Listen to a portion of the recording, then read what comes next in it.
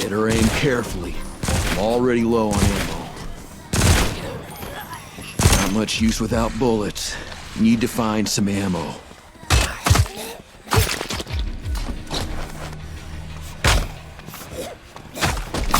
Another walker on me!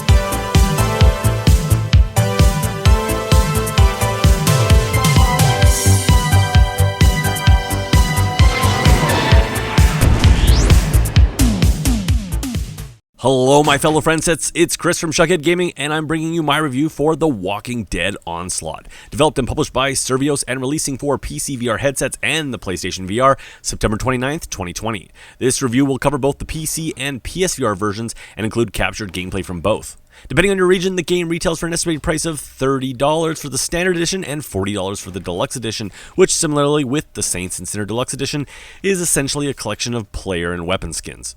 The Walking Dead Onslaught, aka the other Walking Dead VR game, is upon us, taking a decidedly more run-and-gun approach than Saints and Sinners and bringing with it all the licensing mojo from the AMC show.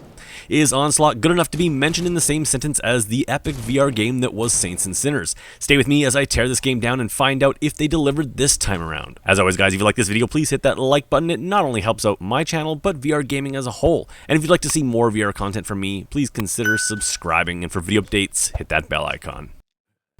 Let's kick things off with a look at graphics. Comparisons are inevitable when two big budget VR titles based on the same franchise come out within a year of each other. Such is the case with Skydance Interactive's The Walking Dead Saints and Sinners and Survios' The Walking Dead Onslaught.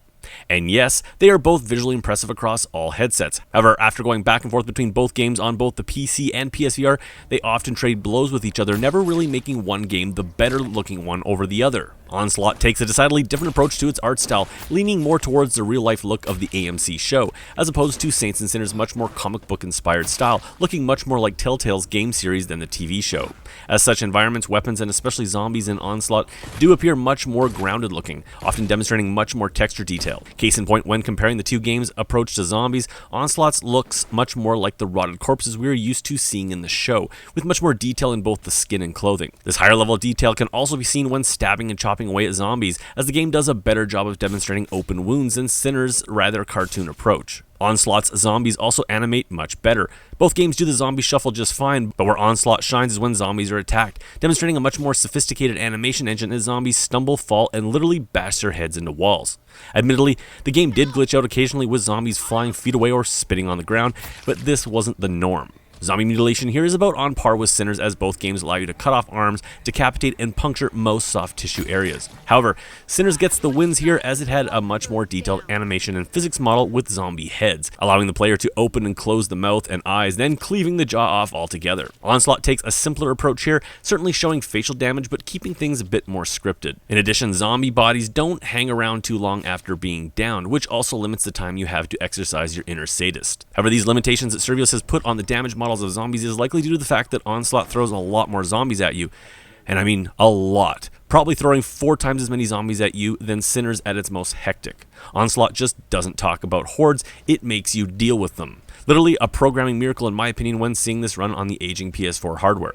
Draw distance in Onslaught is also much more impressive, rarely relying on heavy fog or nightfall to hide some of its graphical shortcomings. True, Sinners used much of these techniques to also create tension and atmosphere, and I would say they win both of those hands down, with a much creepier and haunting vibe to the whole game, which honestly may just come down to personal preference for many.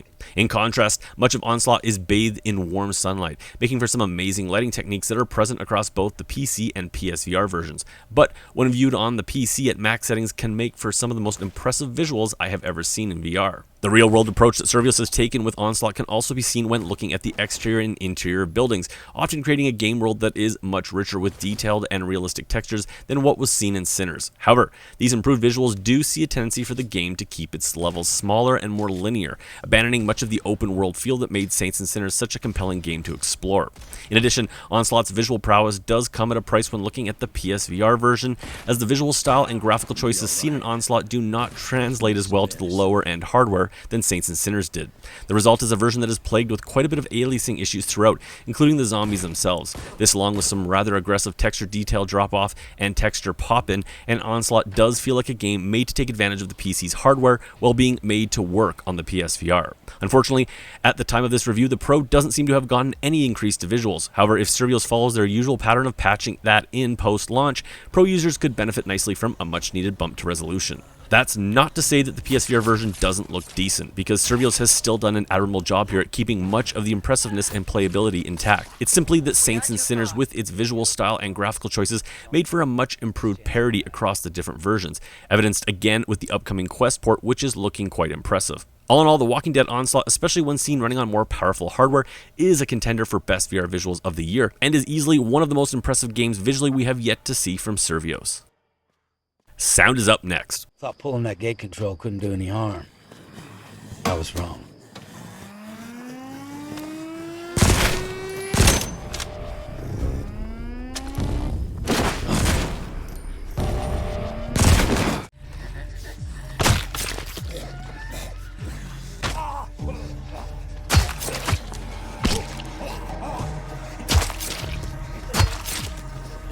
We're halfway to rendezvous. I am impressed by your continued survival and highly support it. Licensed video games are certainly no guarantee of quality. In fact, it often means the opposite. However, when first booting up the Walking Dead Onslaught, it's hard not to feel instantly in the zombie killing mood as soon as that classic opening theme started up. The AMC licensing continues into the voice work side of things as well, with classic characters such as Daryl, Carol, and Eugene being voiced by none other than Norman Reedus, Melissa McBride, and Josh McDermott. Unfortunately, the original actors of Michonne and Rick aren't here, and as a result are only okay, with Rick sometimes being a bit cringeworthy as he really can sound like some random guy doing a Rick impersonation. Regardless, the story here focuses around Daryl, and as a result, Norman Reedus, no stranger to video game voice work, being on board is really the big win here. Outside of the main theme, music here composed by veteran video game composer Jesper Kyd is done competently, as it moves away from the more atmospheric and dark themes heard in Sinners as it ebbs and flows through its decidedly more action-oriented score. Ultimately, though, it really just serves as window dressing to the sound of gunshots, zombie groans, and all the wet bloody goodness you would expect to hear from a zombie slaughterfest. And yes, that bloody goodness sounds great. In fact, the sound effects across the board are top tier, with a sound mix that is packed with detail and nuances. Zombie impacts sound diverse and vary greatly depending on where you hit them, how many times in a given spot, and also with what weapon. This mix is also greatly richened by a nice use of 3D directional audio, as well as an impressive use of situational nuances to the mix, giving effects a different tone depending on whether you are inside or out in the open. And finally, my biggest sticking point, the gun sounds. And not surprisingly, Survios has done these justice, delivering audio samples that sound just like you would expect from a AAA shooter. The stickler in me would have still loved to see the ability to turn on real-world gun volume, like we saw in Onward, but regardless, running through the zombie horde and unloading a clip into the undead certainly managed to put a smile on my face and a bulge in my pants. Giggity, giggity, giggity. And that brings us to gameplay. The tale of the two VR Walking Dead games gets the most interesting as we dive into the gameplay side of things. On the surface, both games are extremely polished and in many ways feel very similar to each other when it comes to the actual zombie action aspect. That being said, their overall approach to the subject matter is actually quite different, with the Walking Dead Onslaught feeling much more like a sequel to Arizona Sunshine than Saints and Sinners. After a brief and less than exciting prologue mission, Onslaught offers the player two primary ways to play, with the former being a multi-chaptered campaign and the latter being scavenger expeditions.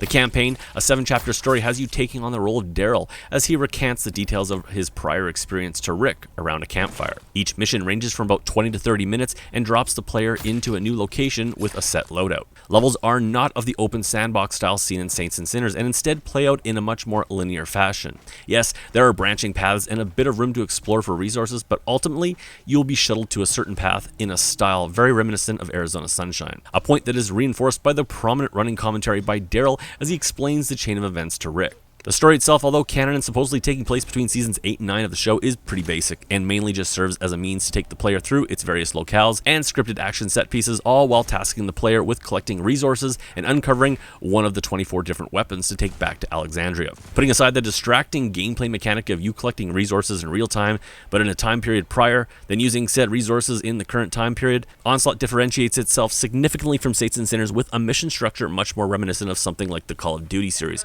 with its stop-start mission structure, dropping you into a set level, then erasing all inventory or ammo history and taking you back to a hub to select another. This much more arcade style to the genre embraces a much more instant gratification approach to the gameplay, prominently focusing on getting you into the action opposed to Saints and Sinners open world survival gameplay, where combat is often avoided when possible in an effort to conserve ammo, health, and stamina. Here in Onslaught, ammo and health are plentiful, stamina is non-existent, and weapons are much less tied down by real-life weight physics. Outside of your loadout of 4 weapons, Onslaught has chosen to forego the inventory system altogether, with resource collection much less of a necessity for survival as it is simply a task you do in order to build up your base and upgrade your weapons in Alexandria. Resources are split into a variety of categories, and you will certainly find yourself searching for ones you might need for a certain upgrade, but the whole process is much simpler than Saints and Sinners, with weapons simply being discovered in levels instead of requiring the player to strategize and prioritize where to go and how to play the game, all the while managing their health and stamina as the most critical and overarching resource of the whole game.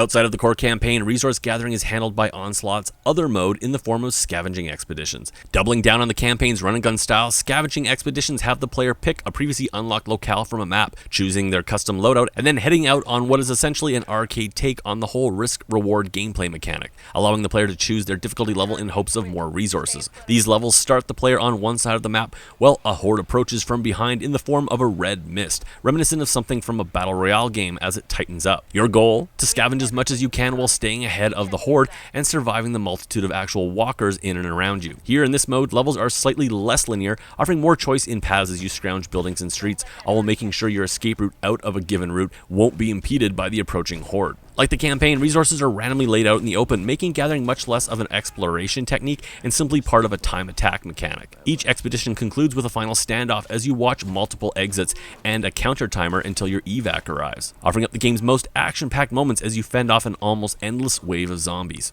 In both the campaign and scavenging expeditions, the goals are basically the same. Get the resources, find weapons, and don't die, ultimately resulting in a post-mission briefing which tallies up your progress and awards you with found weapons while leveling up your scouting party level, which essentially is the game's form of XP. More people in the scouting party unlocks additional story missions as well as additional places on the map to visit for scavenging expeditions. In addition, the allocation of new residents allows you to begin building up your base with new buildings, which despite being listed as adding benefits to the town folk, is essentially just a way for you to upgrade your base stats, boosting such things as health, healing ability, and the capability to produce certain resources inside your base. Speaking of upgrades, weapons discovered out in the world are then accessible in the armory, where you can test them out and of course level them up with the resources you have collected. Upgrades here in Onslaught come much faster than they did in Saints and Sinners. In addition, outside of the basic upgrades of increasing a weapon's stopping power, the game begins to introduce more video gamey upgrades such as the ability to regain health and earn resources upon each kill with that specific weapon. Weapons do not break here in Onslaught and are accessed in-game via an inventory wheel. Another notable change here in Onslaught is its significantly heavier selection and focus on ranged firearms, going as far as to penalize the player much less than Sinners for opening fire in the game and the resulting horde attacks. Survios has stated that their goal here in Onslaught was to empower the gamer to be a badass, and yeah, I kinda felt empowered. Like I said earlier in this section, the combat in Onslaught can certainly feel very similar to Saints and Sinners, with grabbing, pushing, and chopping at zombies handled very similarly. However, Saints and Sinners, with its truer commitment to weight physics, still feels more visceral, making impact somehow more satisfying. The difference between the two games' approaches to melee combat can also be seen with Onslaught opting to not allow for dual wielding, but at the same time also making single-handing long weapons like the axe commonplace. Unfortunately, making earlier and smaller melee weapons pretty much obsolete. Gunplay in Onslaught is also handled similarly, with gun recoil being a thing and two-handed guns being preferred, but also not entirely mandatory either. This casual approach to gunplay also sees guns needing to be manually reloaded, but also only requiring the player to brush their hand to the side and then bring it back to the vicinity of the weapon. Like I said, gunplay is done extremely well and it's fun as hell, but it's definitely a much more arcade approach. This run-and-gun approach to the combat, while varying significantly from the slow and strategic approach of Sinners, does however lend itself to Onslaught's tendency to throw a massive amount of walkers at you to ramp up the intensity and threat level. Contrasting greatly from Saints and Sinners' focus on stamina and limited resources, allowing it to produce the same feelings with far fewer zombies. The Walking Dead Onslaught requires the use of 2 motion controllers and can easily be played seated. However, given the level of action, I do recommend standing and a moderate amount of room. Tracking across both the PC and PSVR is done well, but as with the visuals, the game does seem to favor the PC, as zombies will attack from all sides at the same time, putting PSVR users with their single camera tracking at a huge disadvantage at times. In addition, on the PSVR, I would like the ability to adjust hand angle, as your hand position when handling move controllers in a comfortable position just looks weird, and is not the case on the PC version. For those with motion sickness, you will find the option to turn on click turning along with 2 alternative types of locomotion in the forms of teleportation and a form of manual locomotion similar to Servios' previous entries Creed and Sprint Vector, in which you swing your arms to move forward. And finally, that brings me to fun factor and my final review.